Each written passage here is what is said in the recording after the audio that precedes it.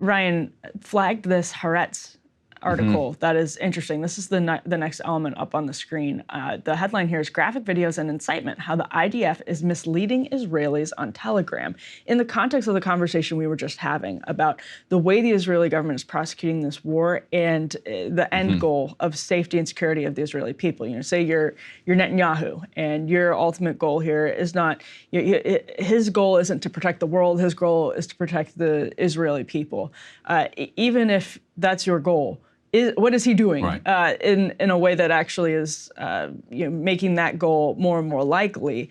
This, I think, raises some questions about that. What did you find interesting about the Haaretz piece? Yeah, so Israeli law allows the military, the IDF, to run what they call kind of information warfare, psychological warfare abroad.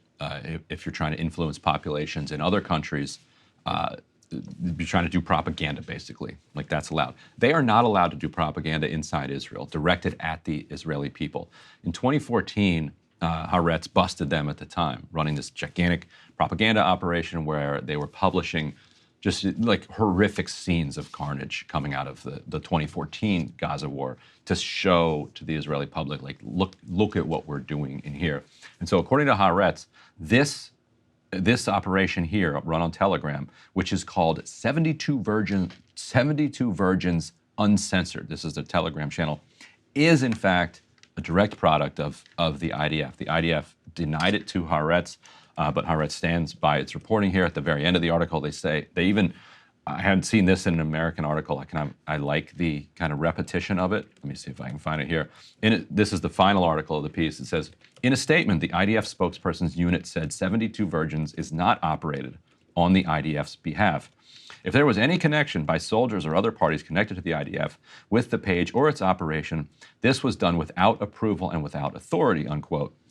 However, Haaretz reports, as mentioned, a senior military official confirmed that the channel was systematically operated by IDF personnel. And we can put up some just images of kind of what is being produced, but your imagination doesn't have to go too far. We're talking about, as you're seeing there, people being dragged through the streets, one Palestinian getting run over multiple times, kind of by a jeep, the flattening of buildings, and coupled with the most racist, over-the-top type of kind of language directed at the victims of this that you could possibly imagine.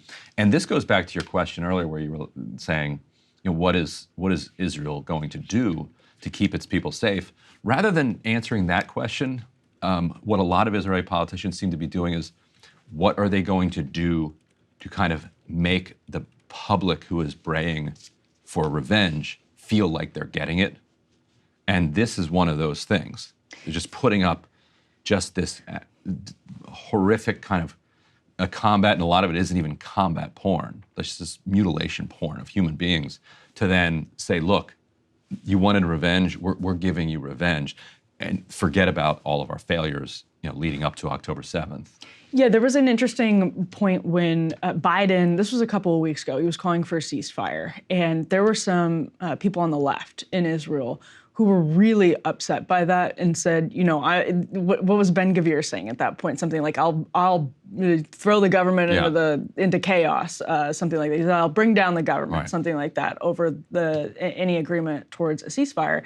And some people on the left, I'm not saying everybody, but I'm saying there were people on the left saying, yeah, we're with Ben-Gvir. We don't feel safe if there's a ceasefire. We don't feel as though the appropriate measures towards protecting us will have been taken if at that point, a few weeks ago, there was a ceasefire. And that's really interesting. I think that's actually a really interesting kind of contrast with the way some people on the left here have talked about the conflict, but it doesn't make those questions any less important about whether a ceasefire versus a continued sort of, what did Joe Biden say, quote, indiscriminate bombing in Gaza is making people any more or less safe. And we were talking about this in the last segment, these questions when you're engaged in kind of real politic about hypotheticals become impossible. And that makes it really, really hard for Netanyahu to say that pushing this incursion into Gaza into January is making the people of Israel any more safe. You sort of need evidence. And I think that's where, Ryan, to your point, they're relying on some of this to give them cover. They're relying on some of this to give them sort of ongoing justification to augment what they're saying needs to happen in Gaza. And, good on Haaretz for reporting this out and for kind of scooping this. Yeah, and the propaganda war is going back and forth between Hamas and the IDF. Hamas from the very beginning was putting out these kind of slick hype videos, followed by a lot of kind of very explicit videos of direct combat. Now followed the IDF was then getting criticized because it put out videos of people like just shooting in a school, and it wasn't clear that there was anything else going on. Put out all those videos of the shirtless men, many of whom were then immediately identified as civilians. And so now they're starting to put out videos of actual combat, where it's very clear, okay, there is now, we know there's combat going on. Casualties numbers are coming out of there. But the IDF is now countering with some of that combat footage, some of it really quite something and nothing like we've really seen on a kind of global level ever. And I was going to say, again, from the realpolitik perspective, propaganda is, I think it's obviously always been a part of that. Like for longer than we even have records, propaganda is a part of war. But it's very, I think we're not used to it in the 21st century yet. I think we're not used to it in the era of social media yet. And some of what the IDF has been putting out has looked really ham-fisted and just also odd. It's looked really just weird. And again, that's easy to say from here in DC and from the West, but it's a very strange thing, and it seemed clumsy, I guess, over the course of the last couple of months. Yeah, and Colvin, I don't know, do we have A12? That's, if people are curious about the actual countries and how they voted. Oh yeah, there it is. So you can just pause on that and kind of scroll through there if you're curious. But from Halal Flow, our friend. There you go. So Papua New Guinea, Paraguay, Micronesia, Nauru, Liberia, Guatemala, Israel, like those, Austria. Those are basically the countries that stuck with the United States. Abstentions from some major countries as well. You see there Germany, the UK. Right, yeah, the UK abstention Italy. is a real blow to the United States. Argentina. The coalition to continue killing is shrinking.